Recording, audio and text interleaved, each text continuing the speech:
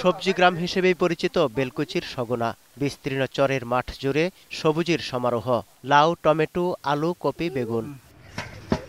পানি নেমে গেলে সবজির আবাদ করে বন্যার ক্ষতি পোষানোর চেষ্টা করেন চাষিরা। কিন্তু এবার ডগা ও ফল ছিদ্রকারী পোকার আক্রমণে কাঙ্ক্ষিত ফল পাচ্ছেন না তারা। কীটনাশক ছিটিয়েও কোনো লাভ হচ্ছে না বলে জানান কৃষকরা।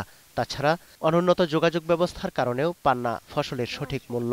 পোকা আমাদের বিশাল ক্ষতি করছে আর কি। মনে করেন 2 মণ ভালো 2 মণ পোকা।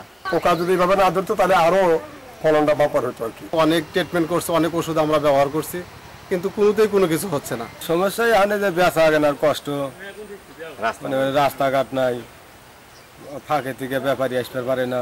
রাস্তা ঠিক হলে হারি তরকারির গায়ে গাছবো, বেচা কেনা জুতো। তবে পোকার আক্রমণ ঠেকাতে অতিমাত্রায় কীটনাশক ব্যবহার না করে জৈবিকভাবে বালাই দমনের উপর গুরুত্ব দিচ্ছে স্থানীয় কৃষি বিভাগ। যত শীতকালীন সবজি আছে সবই প্রচুর পরিমাণ উৎপাদন হয়। তবে বেগুন আমাদের একটা প্রধান অর্থকরী ফসল। এই বেগুনের সাধারণত মাজরা পোকাটা দেখা যায়।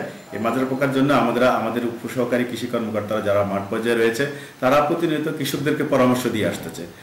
বেলকুচিতে এবার 835 হেক্টর জমিতে সবজির চাষ হয়েছে। প্রায় সব ধরনের সবজির আবাদ করেন এখানকার কৃষকরা। ক্ষতি পোষাতে কৃষি বিভাগকে পাশে চান তারা। সমর ইসলাম, 21 টেলিভিশন।